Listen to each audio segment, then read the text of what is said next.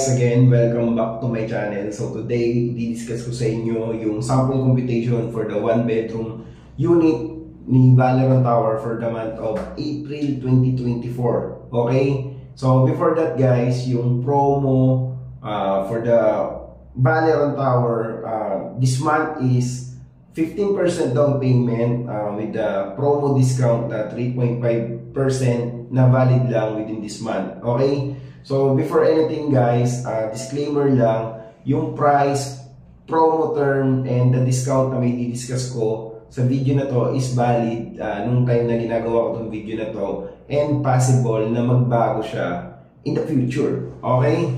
So and guys, yung size ng mga 1-bedroom for the Valeron Tower is from 46.50 square meter hanggang 48.50. And yung price niya is from 9.2 million hanggang 11.2 million, no?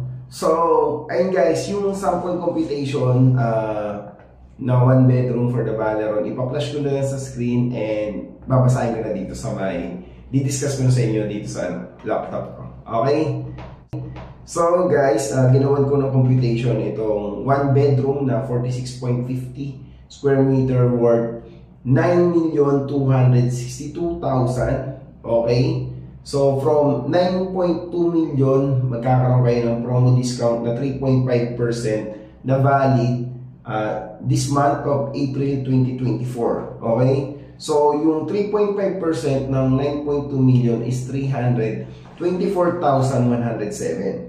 So from 9.2 million guys, magiging 8,937,830 na lang yung total contract price ninyo.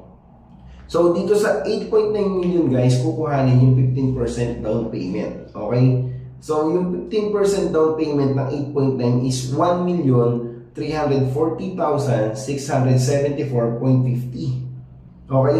Makikita nyo dito meron nakalagay na less reservation fee na 20,000. So, ibig sabihin guys, yung 20,000 na reservation fee ninyo, hindi siya nawawala.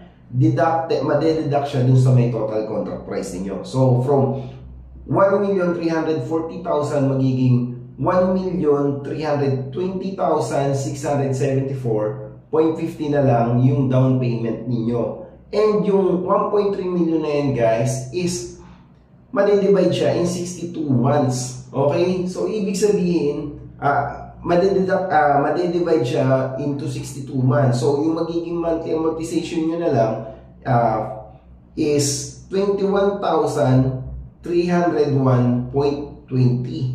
payable from May 2024 until June 2029. So, ibig sabihin guys, hindi kayo maglalabas ng malaking pera, no? So, yung magma-monthly amortize lang kayo ng 21,301.20 hanggang ma-turnover yung unit ninyo at hindi kayo maglalabas ng malaking pera. So, deferred payment to guys. Okay?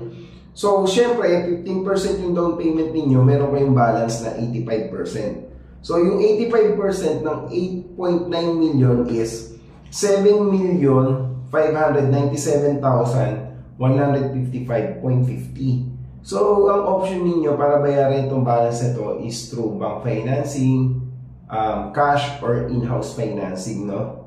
Okay? Then, yung balance ninyo is payable and sa mismong turnover date ni Valeron Tower, which is July 2029. Okay?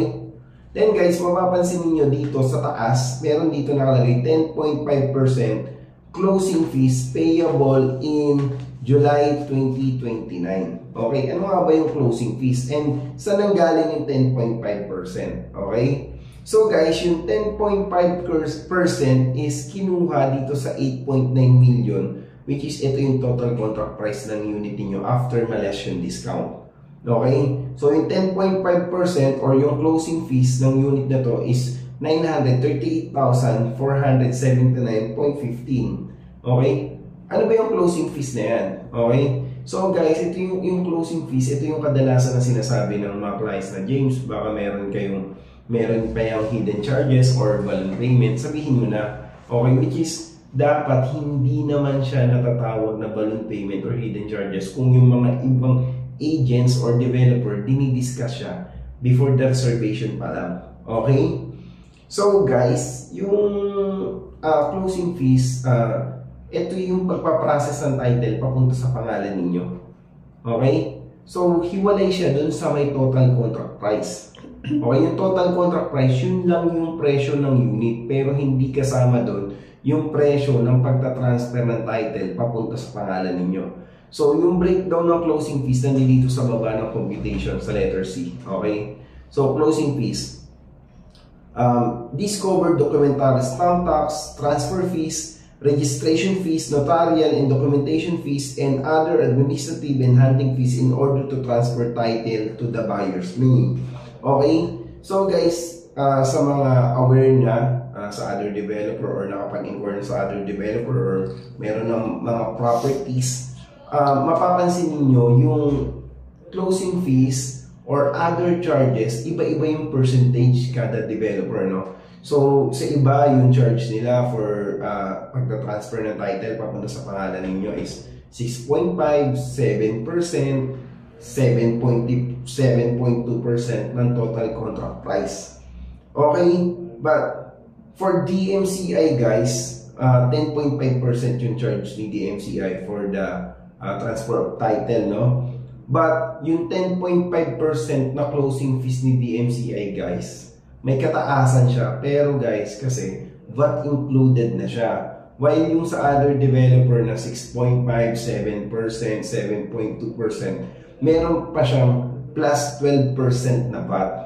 Okay? So, ayun lang yung wala talagang fix na percentage ng closing fees or pag-charge sa ibang developer. Napansin ko magkakaiba talaga sila, no? So, ayun. So guys, if interested kayo sa project na to, okay, sa one bedroom ng Valorant Tower, kontakin nyo lang ako dun sa contact number ko listed below. And guys, ipa-flash ko dito sa screen yung mga existing vlog ko na sa Valorant Tower para at least mas ma-educate kayo with this project, mas marami pa kayo malaman na details for this project. Okay? And guys, don't forget to like, share, and subscribe to my YouTube channel para updated kayo sa mga DMCI project. So, ayun, thank you and see you in my next vlog.